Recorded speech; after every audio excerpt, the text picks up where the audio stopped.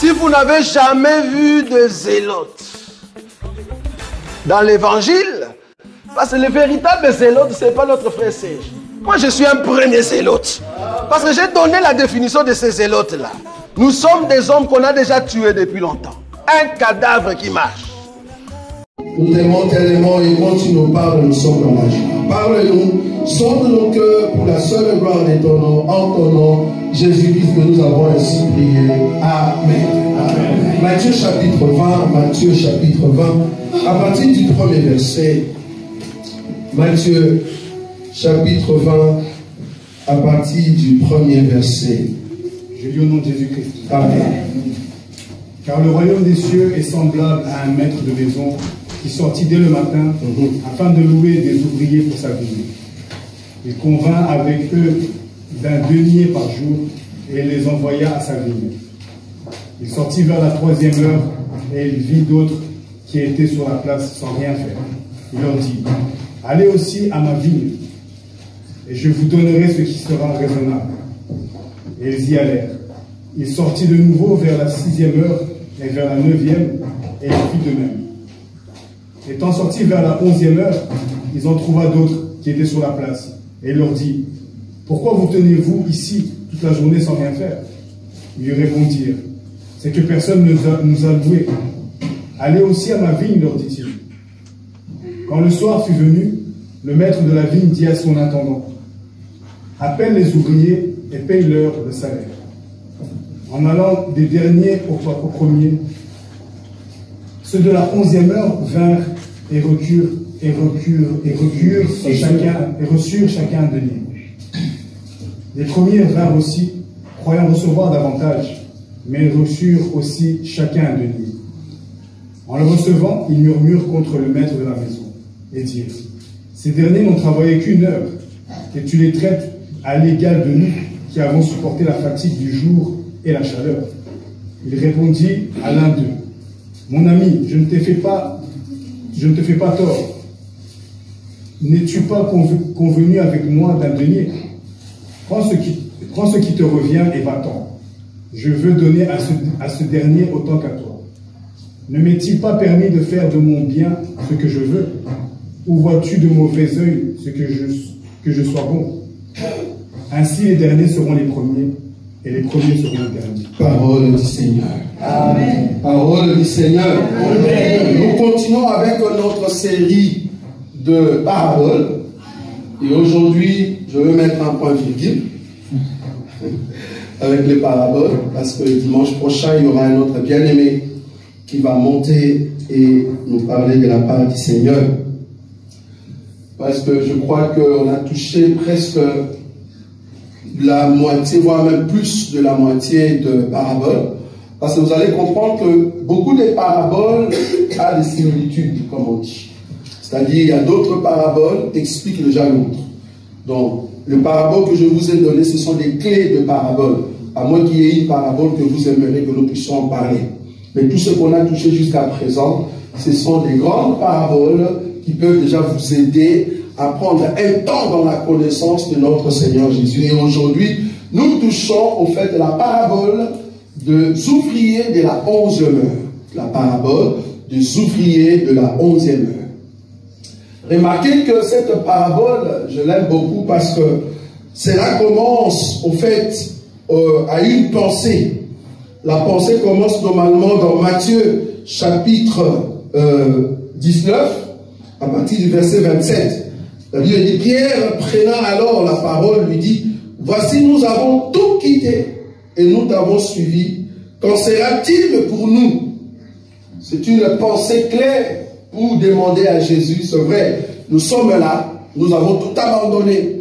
Quel est le sort de tout un chacun de nous? Qu'est-ce que nous allons avoir? Alors c'est là-bas, dans la suite, il va évoquer maintenant cette parabole des ouvriers de la 11e heure. Si vous avez suivi toutes nos paraboles, vous allez comprendre c'est qui le maître de la maison. Nous l'avons plusieurs fois mentionné. Les maîtres de la maison, les maîtres de la maison. Or, les maîtres de la maison, comme vous le savez, n'est rien d'autre que notre Dieu. Celui qui a créé toutes choses, Mais dans les temps, il devait venir par le corps de notre Seigneur Jésus. Donc la parabole commence dans le premier verset, c'est-à-dire Matthieu chapitre 20. Car le royaume des cieux est semblable à un maître de maison qui sortit dès le matin. On n'a pas dit de le soir. La sortie de maître de la maison, comme vous le savez dans notre évangile, le Seigneur est venu le matin pour commencer l'alliance du matin. Il est venu le matin pour commencer une alliance du matin. Or, l'alliance du matin n'est rien d'autre que l'alliance que Dieu va mettre ce qu'on appelle institution. Au milieu d'Israël, il a commencé avec Israël, en tout cas pas avec les nations. Cette alliance va commencer par des lois. Vous voyez? On nous dit que ce maître est sorti. Il est sorti dès le matin afin de louer des ouvriers pour sa vigne. En d'autres termes, afin d'embaucher. Vous voyez? Donc il voulait embaucher les gens pour sa vigne. Or, la vigne du maître, comme vous le savez dans d'autres paraboles, c'est quoi? C'est Israël. La vigne de l'Éternel, la vigne de Dieu, c'est Israël, je crois, selon Ésaïe, j'ai oublié le chapitre. Comment? Ok, tu peux lire ça? Tu es sûr? J'aime beaucoup le frère Moïka, tellement il est sûr de ces versets. Voilà, selon Ésaïe, là-bas on nous dit que il y avait quelqu'un qui avait sa vigne, et dans cette vigne, il va mettre la haie. Vous imaginez, vous vous rappelez encore de ça. Et il dit, je vais mettre la haie. Mais malheureusement, il y avait de ronces qui étaient nées à l'intérieur et des épines. Alors il dit, qu'est-ce que je veux faire de ma vigne? Vous voyez cette question-là? C'est ça? Bon, tu peux lire. Je chanterai à mon bien-aimé le cantique de mon bien-aimé sur sa vigne. Très bien. Mon bien-aimé avait une vigne sur un poteau fertile. Il en remua le sol, ôta les pierres et y mit un plan délicieux. Très bien. Il battit autour, au milieu d'elle, et il creusa aussi une cuve. Très bien. Puis il espéra qu'elle produirait de bons raisins. Et elle en a produit de mauvais. Maintenant, donc, habitants de Jérusalem et hommes de Juda, soyez juges entre moi et ma vigne. Très bien. Qui avait-il encore à faire à ma vigne que je n'ai pas fait pour elle? Très bien. Pourquoi, quand j'ai espéré qu'elle produirait des bons raisins, en a-t-elle produit de mauvais? Je vous dirai maintenant ce que je vais faire à ma vigne. Très bien. J'en arracherai la haie pour qu'elle soit broutée. J'en abattrai la clôture pour qu'elle soit foulée au pied. Je la réduirai en ruine. Elle ne sera plus taillée ni cultivée. Les ronces et les épines croîtront. Et je donnerai mes ordres aux nuées, afin qu'elle ne laisse plus tomber la pluie sur elle. Continue. La vigne de l'Éternel des armées, c'est la maison d'Israël. Merci. La vigne de l'Éternel des armées, c'est quoi? C'est la maison d'Israël. Vous voyez? Donc quand on dit qu'il y avait un maître qui est sorti pour embaucher les gens dans sa vigne, cela veut dire que Dieu va entrer dans les temps. Vous voyez ça? Dieu entre dans les temps, mais il vient avec une mission. La mission c'était quoi? Rechercher Adam qui va cultiver quoi? Les jardins. Or les jardins c'est Israël. Adam c'est au fait la représentation mosaïque. C'est Moïse. Vous voyez ça? Alors Dieu va chercher quelqu'un qui doit travailler dans son champ. Mais remarquez que dans cette parabole, on nous a dit qu'il est sorti dès le matin. Or, les matins en Israël, comme vous le savez, ça commence à 6 heures. Même ici. Ça commence à 6 heures. Donc, dès le matin, il a appelé les serviteurs pour dire, venez, je vais vous faire entrer dans mon champ. Comme ça, vous allez commencer à cultiver. Combien est-ce que je vais vous payer? Un denier. Le salaire, c'était un denier. Ok, ils ont dit, ok, il n'y a pas de souci. Nous allons travailler toute la journée pour un denier. Ça, c'était le premier ouvrier qui était venu dans le champ. Ils sont venus travailler pour un denier. Ok, ils ont commencé à travailler. La Bible me dit, le verset 3, il sortit vers la 3e heure. Il faut comprendre que Matthieu, les heures qu'il mettait ici, en tout cas dans son évangile, sont les heures d'Israël. On est d'accord? Amen. Par rapport à Jean, c'est différent avec Jean. Matthieu, Luc, je crois, et Marc, hein, donc pour ceux qui suivent le cours, les livres qu'on appelle synoptiques, très bien. Vous comprenez maintenant, ce sont des termes que vous allez vous habituer. Ce qu'on appelle de livres synoptiques, ben, ils ont des similaires en fait, dans leur présentation. Quand ils disent 3 heures, toi tu dois rajouter 6. C'est-à-dire 3 plus 6, c'est qui fait combien? 9 heures. Donc, les matins c'était à 6 heures qu'il a commencé à mettre au fait les ouvriers à travailler. Et arrivé à 9 heures, je vais utiliser en tout cas notre calendrier, arrivé à 9 heures, il sort encore. Remarquez que de 6 heures à 9 heures, ça fait combien? 3 heures. Mais ça, c'est la première sortie. Comptez avec moi. La première sortie du maître. Il est sorti premièrement à 9 heures. Il est venu chercher d'autres ouvriers. Pas pour contrôler les autres, mais rajouter. Vous voyez ça? À 9 heures, il est sorti. Il a vu les gens qui étaient là-bas. Par le il leur a dit, mais qu'est-ce que vous faites? Ils ont dit, mais allez travailler dans ma vie. Ils sont partis. La Bible continue dans le verset 5. Et il y allait. Il sortit de nouveau vers quelle heure? La 6e heure. La 6e heure, c'est quelle heure pour nous? À midi. Donc, il est sorti à 9 heures. Ça fait 3 heures entre 6 heures et 9 heures. Il est sorti de nouveau entre 9 heures et 12 heures. Ça fait aussi 3 heures. À 12 heures, il est sorti. Et la Bible me dit, à part 12 heures, il est sorti encore à quelle heure? À la 9e heure. Or, la 9e heure, c'est quelle heure? 15 heures. C'est 15 heures. Donc, cet homme va sortir d'abord 3 fois. Il est venu pour la première fois à 9 heures, pardon, oui, à 9 heures. Pour la deuxième fois, à midi. Pour la 3e fois, à 15 heures. Et toutes ces fois ici, il prenait toujours 3 heures de repos. Vous avez vu ou pas? Amen. De 6 heures à 9 heures, 3 heures. De 9 heures à 12 heures, 3 heures. De 12 heures à 15 heures, 3 heures. Et il est sorti 3 fois. Vous voyez ça? Arrivé à la 3e fois, il dit, non, non, ce n'est pas encore assez. Bien que j'ai mis des gens depuis 6 heures jusqu'à 15 heures, j'ai encore besoin des gens. Et c'est à la 3e fois qu'il est venu maintenant, il a trouvé, au fait, que les gens qui étaient là, il les a envoyés. Mais après la 3e fois, c'est là-bas que la Bible nous dit maintenant dans l'Écriture. 6. Étant sorti vers la 11e heure. 11e heure, c'est quelle heure? 17 heures. À 17 heures. Au lieu de faire 3 heures de repos, non. Cette fois-ci, il a fait combien? 2 heures. Vous voyez la Bible? Vous voyez comment c'est la Bible s'explique. Il a d'abord commencé par 3 heures, première fois. 3 heures, deuxième fois. Troisième fois, et puis 3 heures. Mais après les 3 fois, qu'est-ce qu'il fait? Il vient maintenant pour son serment après 2 heures. Il s'est reposé pour 2 heures. Donc il ne voulait pas rester 3 heures, sinon la journée va finir. Il vient à la 11e heure et il trouve encore d'autres serviteurs. Comprenez qu'en Israël, un jour, la journée commence de 6 heures à 18 heures. Comprenez ça? De 6 heures à 18 heures. Il s'est dit lui-même, si je dors encore 3 heures, ben la journée va finir.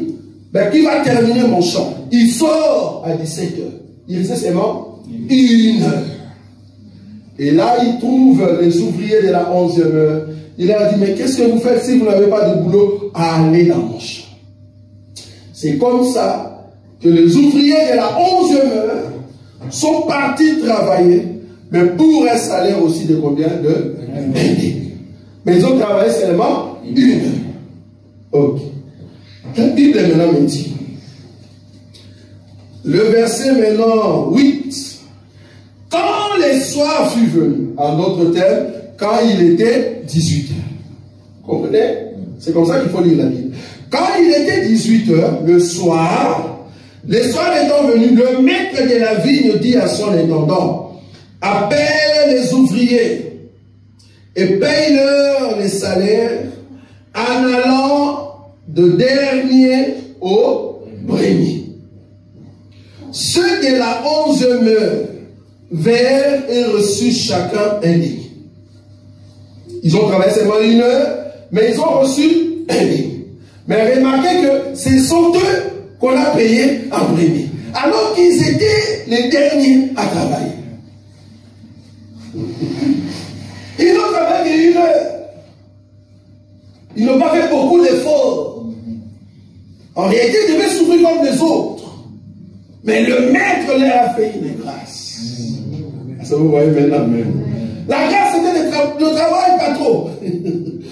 Ne travaille pas trop, mais travaille seulement 1 heure. Mais je vais te payer le même prix que ceux qui ont commencé le matin. Quelle grâce. Vous voyez ça? Ils ont travaillé seulement 1 heure.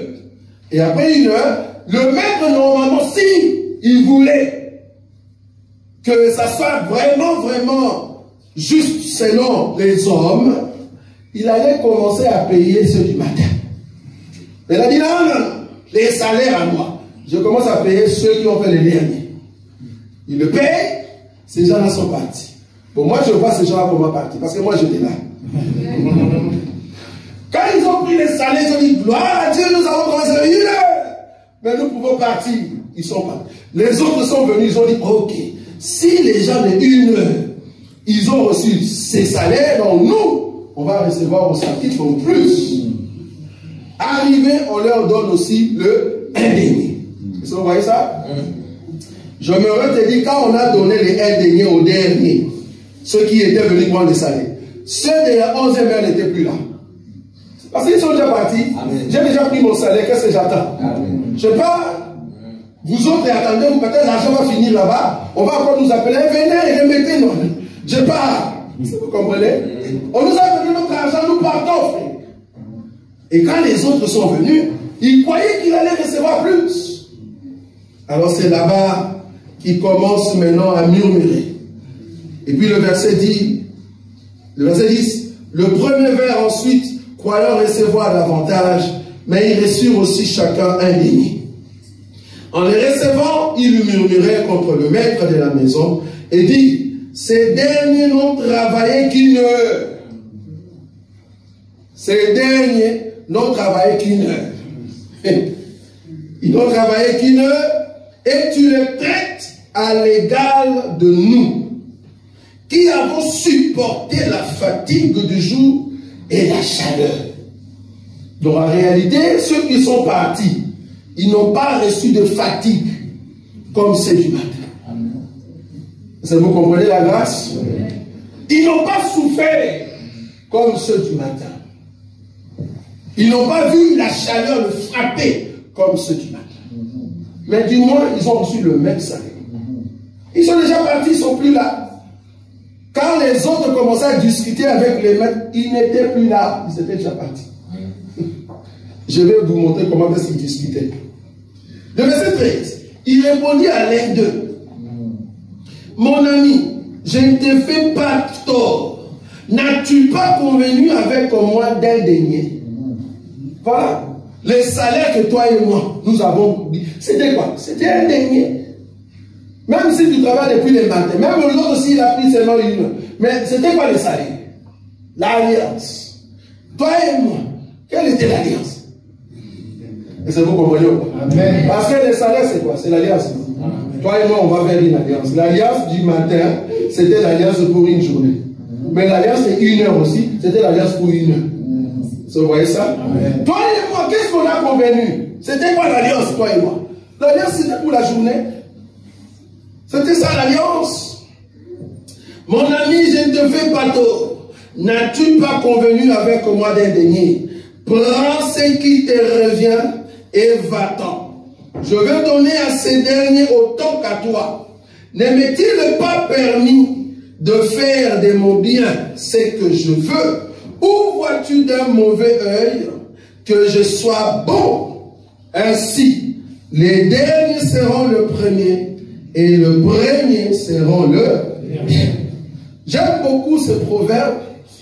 Un pasteur, quand il prêchait, il dit, frère, je déclare que les premiers seront les derniers. Les derniers seront les premiers. Je déclare qu'à partir d'aujourd'hui, tu sois le premier à l'école.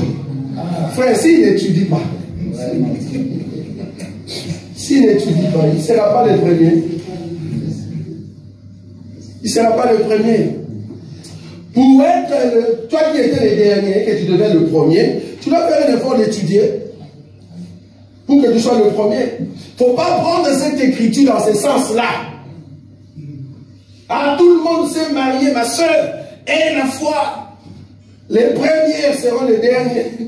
Et la dernière sera, ça veut dire quoi? Ça veut dire que les autres vont se divorcer, quoi. Tu vois, tu as pris l'écriture vraiment dans un mauvais sens. Qu'est-ce que tu veux nous dire par là? Que celle qui va se marier, elle sera la seule avec un mari. Et les autres qui s'étaient mariés en premier, qu'est-ce qui va arriver? Ben, ils vont divorcer, quoi. Tu vois? Ça s'appelle l'insulte, sans le savoir. Tu nous as insulté. Frère, n'ayez pas peur, même si tu n'as pas encore acheté la maison. Ceux qui l'ont acheté, ok. Les premiers seront, ça veut dire quoi? Nos maisons, on va voler. Ben oui, si nous, on a déjà acheté des maisons. Donc, toi qui vas acheter en dernier, nous, nos maisons seront volées. Nous venons main vide. Et toi, maintenant, tu seras la seule personne. Vous voyez? Ils ont tordu, au fait, le sens de les premiers seront les derniers et les derniers seront les premiers. Nous voulons maintenant expliquer c'est quoi cette parabole. Comme je l'ai dit, la parabole des ouvriers de la 11e heure, le maître, c'est Dieu lui-même. C'est Dieu qui a établi en Israël ses serviteurs. Mais remarquez que quand Dieu est venu, selon Luc chapitre 24, le verset 40, une écriture a bloqué. Luc chapitre 24, le verset 44, frère Boïta, rapidement. Luc chapitre 24, le verset 44, il est dit quoi? Luc chapitre 24, verset 44. Oui. Puis il leur dit, oui. C'est là ce que je vous disais lorsque j'étais encore avec vous. Très bien. Il fallait que s'accomplisse tout ce qui est écrit de moi dans la loi de Moïse, dans les prophètes, et dans les psaumes. Voilà. Jésus, pour voir son accomplissement, il y a au fait 3 sorties. Amen. Pour voir l'accomplissement du Seigneur, il y a 3 sorties. Pour retrouver Jésus dans les Écritures, qu'on appelle le Tanakh, pour les étudiants, qu'on appelle l'Ancien Testament, l'Ancienne Alliance, on s'est convenu un dernier, l'Alliance du matin. Vous voyez ça? Dans cette alliance-là, pour voir Jésus, il faut les chercher dans la Torah, dans le Névi et dans les étudiants. C'est-à-dire quoi? Il faut les trouver dans Moïse, il faut les trouver dans les prophètes, et il faut les trouver dans le psaume, qu'on appelle la Torah, Névi et Ketuvim. Donc, c'est dans les 3. Les 3 en réalité sont les 3 premières sorties du Père. Quand le Père sortait vers 9 h, il vient comme Moïse. Quand il parlait là, il prêchait comme Moïse. Vous voyez ça? Quand il appelait les gens à entrer dans les sacerdoces, c'est comme s'il parlait pour que les gens entrent. Ça, c'est Moïse. La deuxième sortie, vers midi, quand il est venu comme un prophète. Vous voyez ça? Et je m'aurais te dit, un prophète, en réalité, c'est Dieu dans un corps. Amen. Oui ou non? Amen. Un prophète, c'est Dieu dans un corps. C'est ça les débuts des prophètes. Les débuts des prophètes ont commencé quand? À 12 h et ça va aller jusqu'à 15 h. Donc la deuxième sortie du Père ou du Maître, c'était pour annoncer l'arrivée des prophètes. Or, je vous ai dit que le prophète, c'est Dieu dans un corps. En d'autres termes, quand tu regardes un prophète comme ça, tu ne vois pas Dieu. Dieu se trouve à l'intérieur. Or, à midi, quand le soleil est au-dessus, l'ombre et le corps se confondent. Amen. Ça vous voyez ça? Amen. Parce qu'à midi, le soleil est au-dessus. Quand tu regardes comme ça, tu ne vois plus l'ombre. Mais le matin à 9 h, on voyait l'ombre. Ça vous voyez ça? À 9 h, on voit encore l'ombre quand le soleil frappe. Parce que le soleil est de l'autre côté. Quand le soleil frappe, on voit l'ombre. Mais à 12 h, à midi, quand tu vois le corps d'une personne, l'ombre et le corps se confondent. Amen. Ça vous voyez ça? C'est ça les prophètes qui portent Dieu. Amen. Maintenant, il fallait que les temps des prophètes continuent. Ça vous voyez ça? Il fallait que ces temps-là continuent. Jusqu'à ce que les derniers prophètes qui portent Dieu viennent. Or, le dernier prophète qui est venu, c'est Jésus. Ça, on voit ça. Et la présence de Jésus, c'était pour présenter le cantique. Lui-même, il a dit, on a chanté les complètes. Vous voyez ça? On a chanté les complètes, vous n'avez pas pleuré. Bon, maintenant, on a chanté les chants d'allégresse. Vous n'avez pas souri. Et puis là, il va l'interpréter lui-même. Il dit, Jean-Baptiste est venu, ne mangeant ni ne buvant. Vous avez dit qu'il a un démon. Mais moi, je suis venu, je bois et je mange. Vous avez dit, c'est un ami des publicains. Ah, donc Jésus a amené l'évangile des psaumes. Est-ce que vous voyez ça? Donc, la troisième sortie du Père, c'est les psaumes. Mais là, ça vient maintenant avec lui-même. Or, l'arrivée à la troisième sortie, comme tout était accompli, parce que l'accomplissement, c'est Moïse, les prophètes et le psaume. Dès que le psaume est terminé, c'est-à-dire qu'il faut qu'il y ait la mort. Oui ou non? Amen. Et c'est là-bas maintenant que les derniers prophètes doivent mourir. Donc quand le Père est sorti à 15 heures, à 15 heures, oui, on est d'accord? À 15 heures. J'ai dit 15 heures, oui ou non? Ici dans l'écriture, on a dit 9 heures. C'est ça, non? On a dit à 9 heures. C'est à 9 heures, c'est à 9 heures 3 heures. À 9 heures, non? Avant-dernière sortie. C'est à 9 heures. On a dit à 9 heures, le Père est sorti. Ça, c'est chez nous, c'est 15 heures.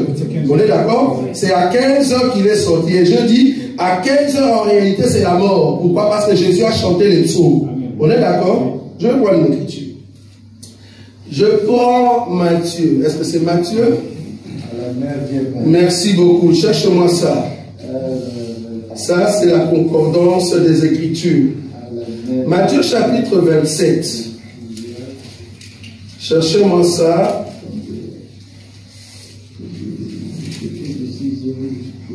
Ok. De 45. 45. Oui, vas-y. Matthieu 27, 45. Oui, il est de quoi? Depuis la 6e heure, oui, jusqu'à la 9e heure. 9e. Depuis la 6e heure jusqu'à la 9e heure. Oh, je vous ai dit que la 6e heure, c'est quand? Midi. C'est midi. C'est-à-dire, l'ombre se confond avec le corps. En d'autres termes, les prophètes. Okay. Depuis la 6e heure jusqu'à la 9e heure. On est d'accord? Okay. Qu'est-ce qui s'est passé? On a dit que depuis ce temps-là, il y avait quoi? Il y eut des ténèbres sur toute la terre. Donc, il n'y avait pas encore la lumière pendant ce temps-là. En d'autres termes, même si les prophètes étaient venus, nous étions toujours dans un temps sombre. Or, la loi, c'est le temps sombre, la sombreté. Là où il n'y a pas, au fait, l'éclairage, l'explication. Mais arrivé à la 9e heure, qu'est-ce qui s'est passé?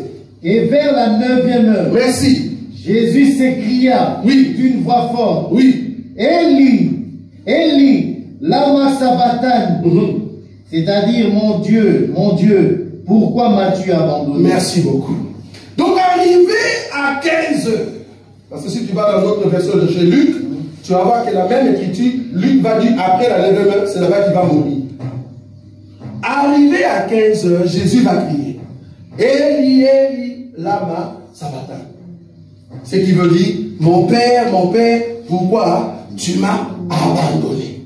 En d'autres termes, le Père est sorti. Oui ou non? Amen. Le Père a fait quoi? Le Père est sorti à la 15e heure.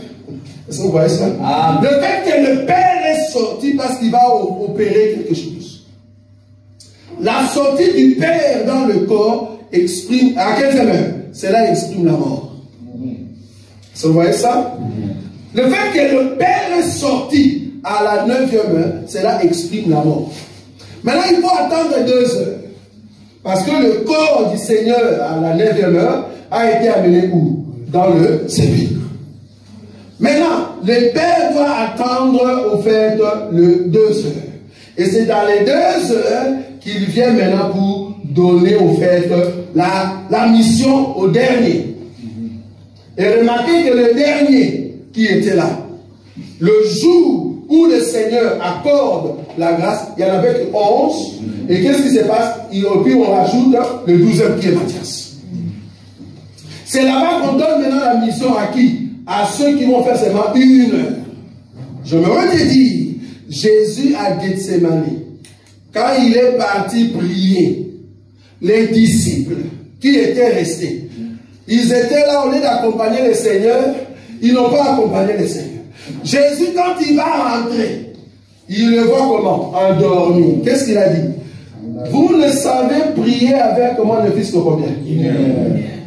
Donc les disciples, ce sont eux qui doivent prier avec le Seigneur pendant une heure. Ça, vous voyez ça? Or, ceux qui doivent prier avec le Seigneur pendant une heure, ce sont les disciples. Mais comme on était dans l'état de la loi, ils dormaient encore. Donc, quand ils ont reçu le Saint-Esprit, c'est là-bas qu'ils vont prier le fils que une heure. Amen. Ça, vous voyez? Voilà. Parce que si tu pries une heure, alors le soir est arrivé. Là, nous pouvons monter. Est-ce que vous voyez ça?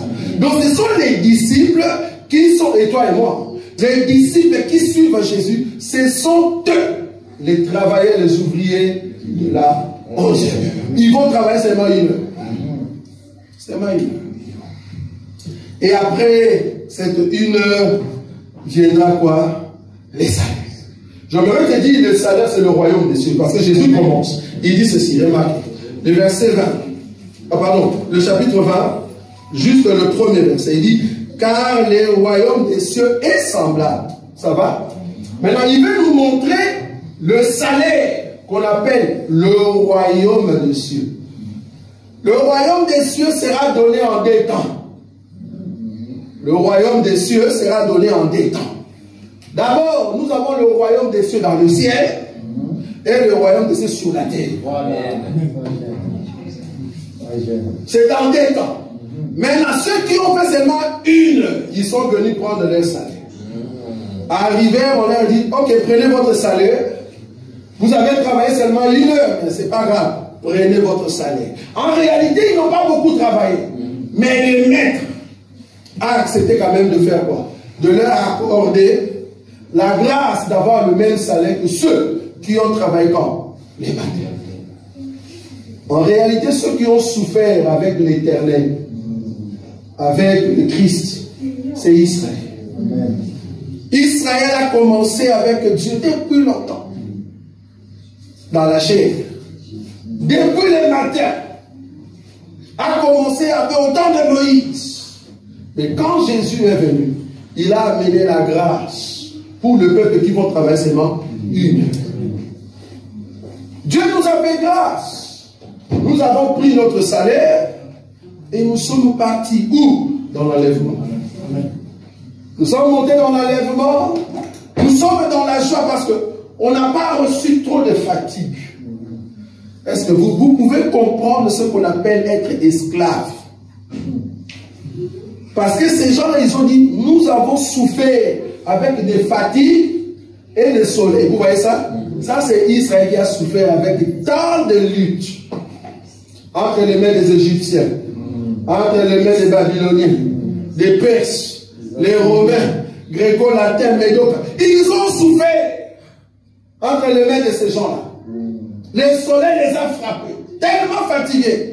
Mais leur récompense sera la même récompense que toi et moi. Amen. Quelle grâce! C'est ça la grâce du Seigneur. Bien qu'ils sont passés très mal sur la terre, mais la récompense, ça sera indénié. C'est l'alliance que Dieu a fait. Dieu a fait l'alliance avec Israël. Dieu aussi a fait l'alliance avec nous. Et j'aime beaucoup une écriture ici. Remarquez. Le verset combien? Le verset 6. Matthieu chapitre 20, le verset 6. Regardez comment que Dieu nous a parlé avant que nous puissions travailler dans son champ. Regardez. Étant sorti vers la 11e heure, il en trouva d'autres qui étaient sur la place et il leur dit, pourquoi vous tenez-vous ici toute la journée sans rien faire? On n'avait pas de travail. Moi, votre frère, je n'avais pas de travail. Je ne parlais pas de travail, aller au boulot. On n'avait pas de travail. Le travail, c'est adorer Dieu. C'est louer Dieu. Nous n'avions pas quelqu'un qu'on peut adorer. On n'avait personne. On n'avait personne. C'est comme cet homme qui était à la piscine pendant 38 ans. C'est ça, non? Oui. Pendant 38 ans, je me m'étais dit, parce qu'il n'y avait personne pour l'aider. Il a dit à Jésus, je n'ai personne. Je n'ai personne, mais soyons réalistes. C'est une piscine. Pendant 38 ans. C'est-à-dire, chaque jour, tu viens auprès d'une piscine pour que tu tombes, mais tu n'as jamais été aidé. Vous voyez comment est-ce que le monde est méchant. Et je me te dire, le peuple qui n'a pas pu aider cet homme pendant 38 ans n'est rien d'autre qu'Israël. Israël pensait que Dieu lui appartenait et qu'il ne peut pas distribuer Dieu avec les autres. Parce que Dieu avait une alliance du matin avec eux. Et en plus, Dieu est sorti à 6 heures, il les a pris, à 9 heures et à 12 heures. Jusqu'à 15 heures. Là, Israël était confiant que nous et Dieu, nous avons une alliance. Mais voilà un peu la jalousie, j'appelle ça la jalousie. La jalousie d'Israël. Il dit ceci au maître. Mais ceux-là, ils n'ont travaillé qu'une heure. Quand tu leur as donné le même salaire que nous, ça ne te regarde pas, Israël. Ça ne te regarde pas. Le problème de Dieu, ce n'est pas la chair, Israël. Le problème de Dieu, c'est l'esprit qui est à l'intérieur. Quand Dieu est venu pour nous chercher, quand nous étions sans travail, il a vu que nous étions capables. C'est pour ça qu'il nous a choisis. Et je me dire à Israël, nous allons travailler seulement une heure. Nous n'avons pas beaucoup de temps. Et très bientôt, nous allons prendre notre salaire. Et quand on va nous donner notre salaire, toi, tu ne seras pas là, Israël. Tu ne seras pas là. Et j'aimerais dire à Israël, nous serons plus contents que toi. Parce que toi, tu as souffert toute la journée, mais nous, une heure seulement. Une heure. Vous voyez ça? Amen. La Bible dit pendant 38 ans, cet homme était là. 38 ans. Qui a 38 ans ici? Tu as 38 ans. Donc le frère Béni a 38 ans. Vous imaginez? 38 ans. Ok. On prend le frère Owen. Je n'ai pas dit que tu es malade. On prend le frère Owen qui est malade. À la piscine de Bethesda. Ok. On l'amène là-bas le premier jour. Le même jour que le frère Owen est arrivé, c'est le même jour que le frère Béni est né. Il s'est avéré que les parents de frère Béni l'ont amené à la piscine parce que Béni, étant bébé, avait un problème dans sa santé. Vous comprenez ça? Arrivé à la piscine le même jour que Owen, qui est déjà vieux, il a déjà grandi, mais avec un bébé qui n'a même pas eu une année, mais qui est malade. Ok. Comme à la piscine, il faut attendre que l'ange bouge l'eau. Je me te dis, l'eau devait être bougée par l'ange. Sans l'ange, tout ce que tu fais est faux. Je me te dis, la descente des anges, c'était la présence des prophètes. Vous voyez ça? À chaque fois que l'ange descendait dans l'eau, quand il bougeait, c'était la présence des prophètes. Ok.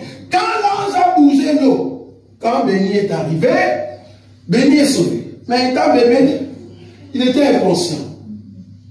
Vous imaginez maintenant que le frère Owen reste toujours là, mais il n'est pas sauvé le premier jour. Il dit, je viendrai encore prochainement. Et tellement qu'il espérait, et voilà, Béni arrive à l'âge de 20 ans. Mais le frère Owen n'est pas toujours sauvé. Et voilà, Béni qui passe par là, qui voit, on lui dit, tu vois le vieux ici, le jour où tu étais né, tu étais aussi malade, lui aussi il était là, jusqu'aujourd'hui, il n'est pas encore sauvé. Et ça, vous voyez ça? Qu'est-ce que Béni va dire? Ah, vieux, courage. Courage, regarde, moi j'ai 20 ans.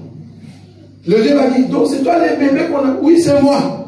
J'ai maintenant 20 ans. Waouh, le Seigneur me fera grâce. 10 ans passés, Béni revient encore. Tu es toujours ici. Parce que là, il a maintenant 30 ans. Est-ce que vous voyez ça? Le vieux n'est pas toujours sauvé. Là, il a fait 30 ans sans être sauvé. Béni vient, il est déjà marié. Avec des enfants, avec sa femme. Il présente maintenant à sa femme. Regarde les vieux ici. Le jour que j'étais né, je l'avais trouvé ici. Jusqu'aujourd'hui, il est toujours là. Il n'est pas encore sauvé. 35 ans après, il remet dit Dieu, si moi j'étais toi, essaie seulement de prendre des poisons au lieu de rester ici. Parce qu'il n'y aura pas de salut pour toi. 35 ans. Vous voyez ça? 35 ans, il est toujours là. Un enfant qui était né le premier jour qu'il est venu, il a maintenant 35 ans. Il fallait attendre jusqu'à 38e année. Et je me redis, comme les autres le disent toujours, tous ceux qui ont reçu, en fait, la grâce de l'ange, si c'était notre église ici, et que nous sommes une église qui a fait 38 ans, chaque jour nous n'aurons pas des témoignages. On est d'accord? C'est quoi les témoignages? Gloire à Dieu. J'étais parti à la piscine de Bethesda. Mon enfant que vous voyez ici, quand l'ange a bougé, je sautais premier et je jetais l'enfant. Voilà, l'enfant est guéri. Gloire à Dieu, tout le monde acclame. Après quelques temps, un autre vient aussi dans notre église. Gloire à Dieu. J'étais parti à la piscine Bethesda. L'ange a bougé, on m'a jeté dans l'eau et voilà, je suis guéri. Après 30 ans, même témoignage. Oui ou non? Même témoignage. Même témoignage. J'étais parti à la piscine. L'ange a bougé, on m'a jeté dans l'eau. J'étais parti à la piscine. L'ange a bougé, on m'a jeté dans l'eau. Je suis guéri. Même témoignage.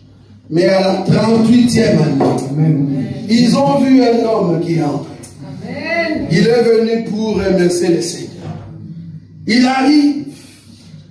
Il commence à donner son témoignage. Tellement que l'église est habituée avec les mêmes témoignages. L'homme commence, il dit, j'étais parti à la piscine Bethesda.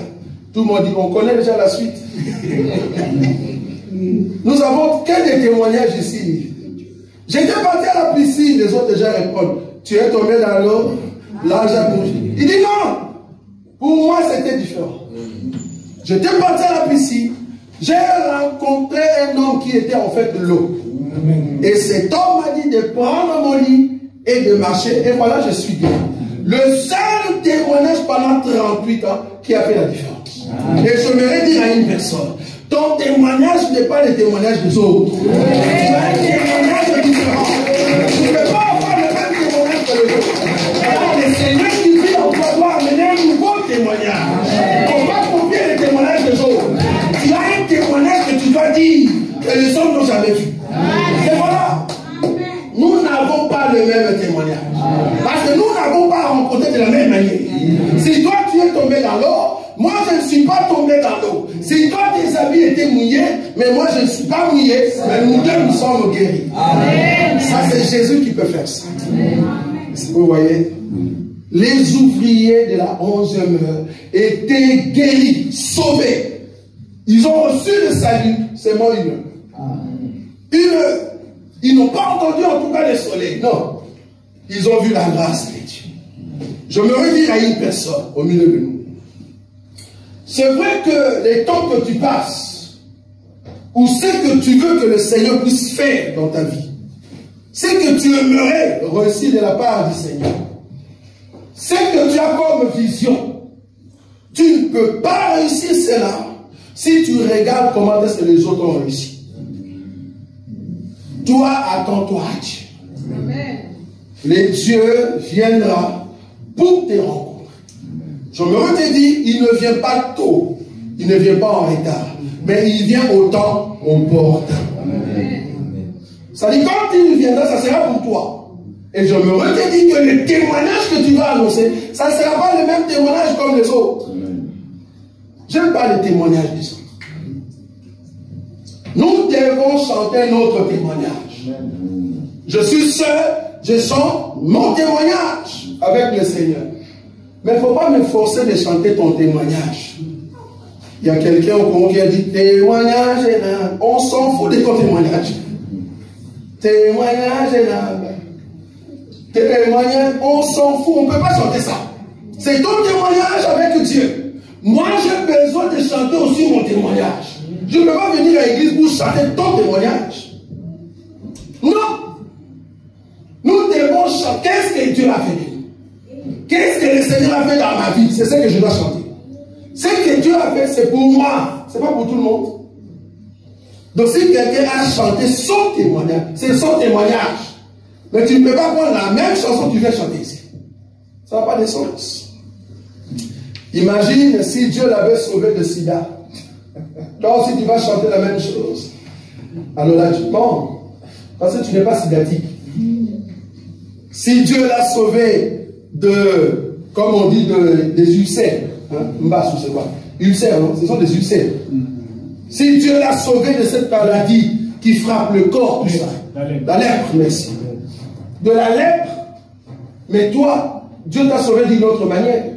Donc pour chanter ces témoignages-là, à moins que tu sois dans le même cas, cet homme de Bethesda, ce jour-là, il a chanté un témoignage qui était différent des autres. Amen. Pourquoi? Parce qu'il a travaillé avec le Seigneur. Individuellement. Vous voyez ça? J'aime aussi quelque chose de très important dans la vie de Jésus quand il explique sur les healers.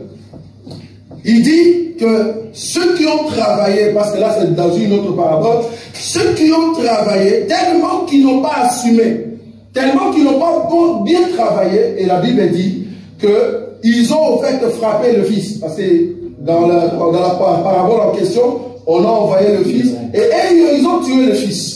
Maintenant le maître de la maison dit, qu'est-ce que je dois faire à ces gens-là? Et la Bible dit, il va enlever tous ces gens-là, et il va mettre d'autres personnes. Est-ce que vous voyez ça? Et ce sont eux qui vont travailler mieux, et ils vont rendre compte comme il faut. Je me vais te dire aujourd'hui, Israël ne travaille plus. Aujourd'hui, Israël ne travaille plus. Et d'ailleurs, Israël se prépare au pire temps de son existence. La Bible dit, depuis que le monde est monde, c'est que Israël va vivre. Il n'a jamais vécu.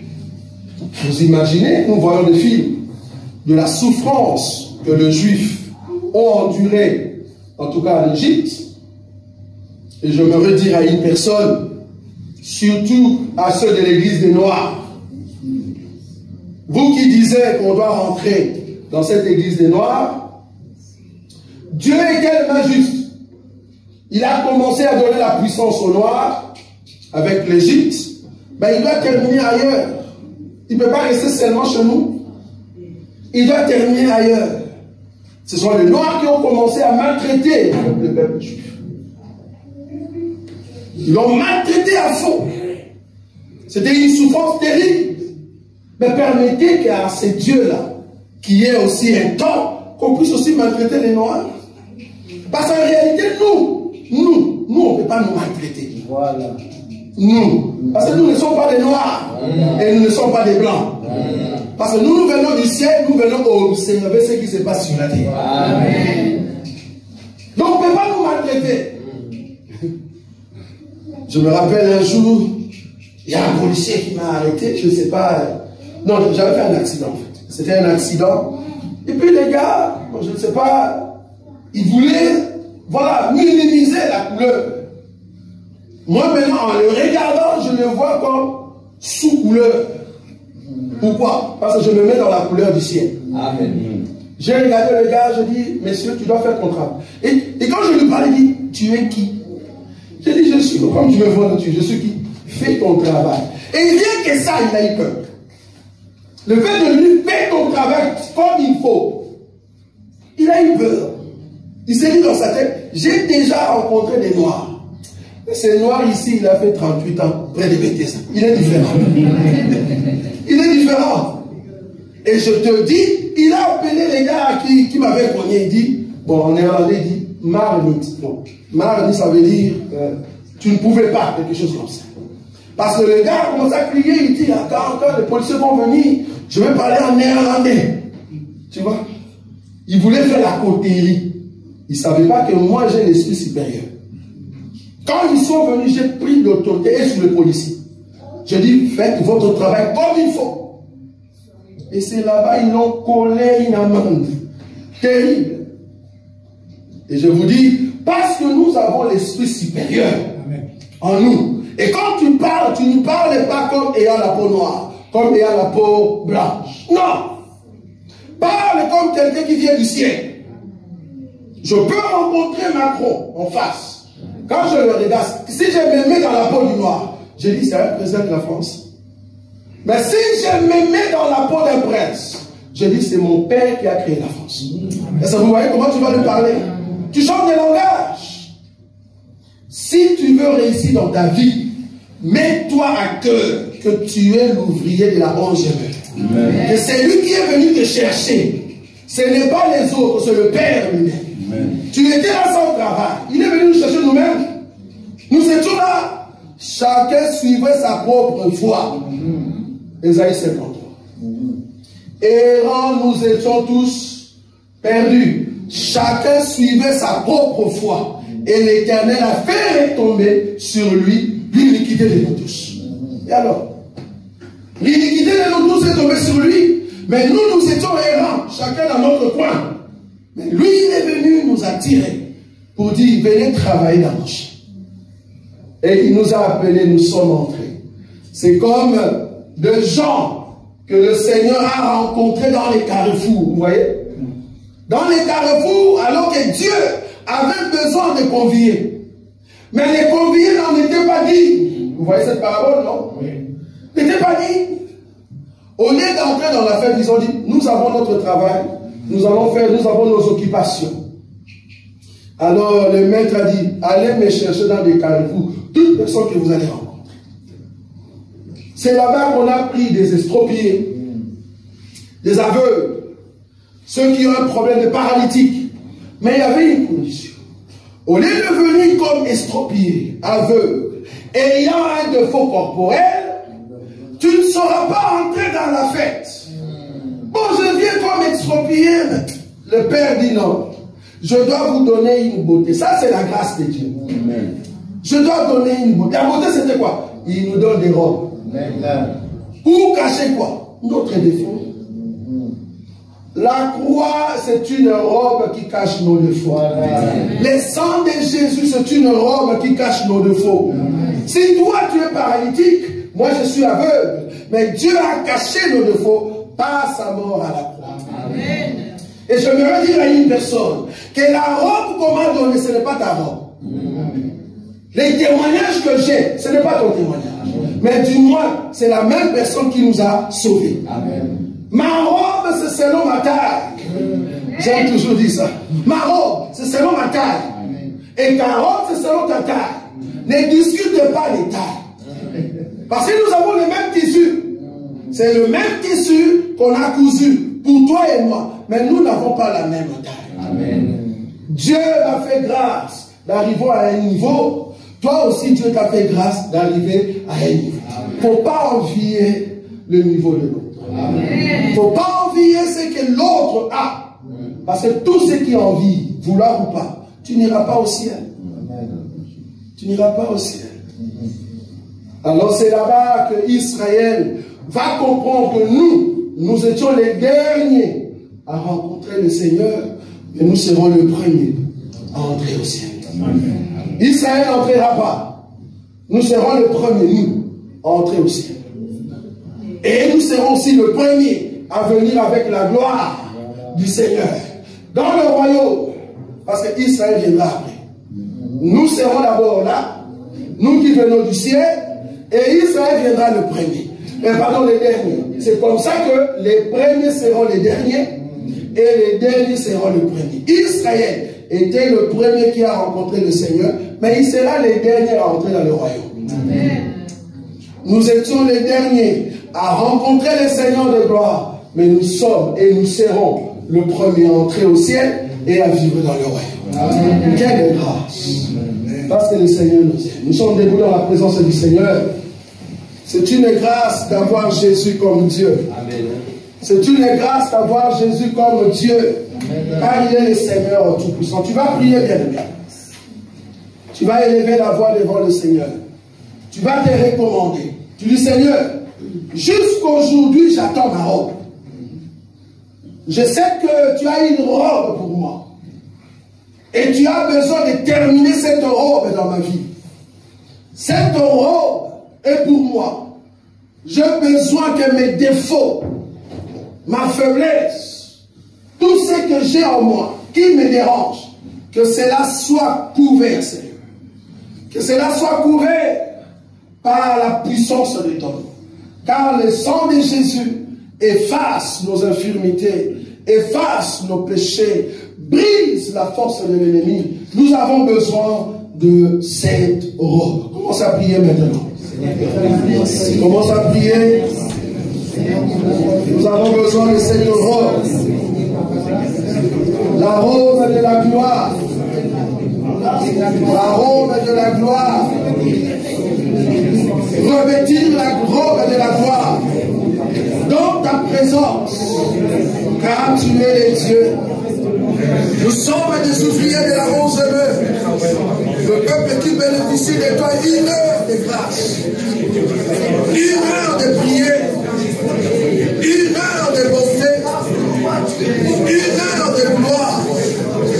Oh Jésus, tu es sorti pour nous rencontrer, tu es sorti pour nous parler, à la loi et au témoignage.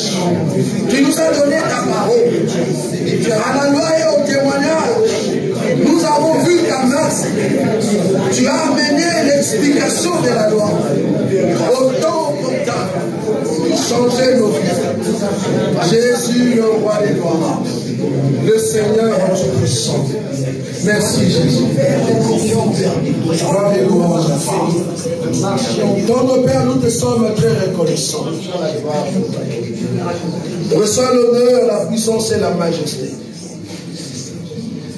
La lumière qui brille dans nos cœurs et qui nous donne la force. Nous voulons être sincères devant toi. Là où nous étions faibles, donne-nous la force. Là où nous ne pouvions pas nous mettre debout, donne-nous la force. Ta grâce, Seigneur, nous suffit. Ta grâce nous donne la joie de continuer. Et ta grâce couvre, Seigneur, nos enfants et tout ce que nous faisons. C'est vrai que nous sommes sortis de la terre, mais nous ne sommes pas de ce monde. Nous t'appartenons, Jésus, et tu viens très bientôt pour nous prendre. Merci, Jésus, pour l'identité céleste qui se manifeste en nous. Nous voulons voir la puissance de ce que tu es pour tout un chacun de ceux qui vont écouter cette parole. Les ouvriers de la 11e heure, ceux qui ont bénéficié de la grâce de celui qui est éternel, afin de nous donner le salaire comme Israël. Oh Jésus, tu es bon. Amen. Nous ne manquerons pas de témoigner cette bonté à notre égard. Quel malheur de ne pas considérer la grâce de Dieu. Quel malheur de ne pas considérer ce que tu veux nous donner, Seigneur. Ne plus qu'une heure dans ta présence, dans la prière.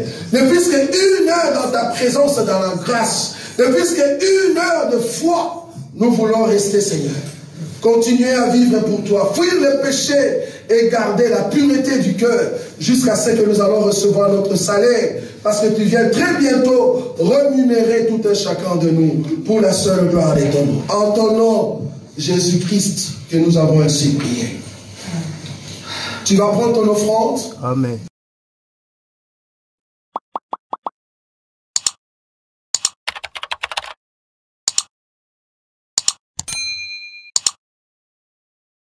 Nazako matangai, nazako matangai,